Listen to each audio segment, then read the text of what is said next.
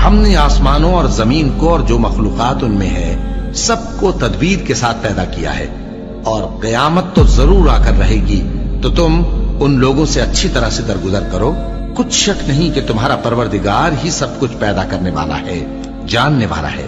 اور ہم نے تم کو 7 آیتیں جو نماز میں دہرا کر پڑھی جاتی ہیں، یعنی سورہ الحمد اور عظمت والا کلام عطا فرمایا ہے۔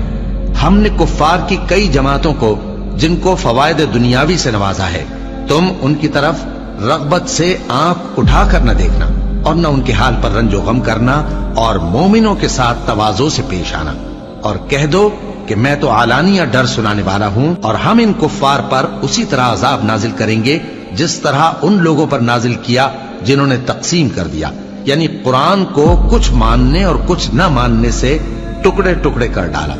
سو تمہارے پروردگار کی قسم، ہم ان سے ضرور پرسش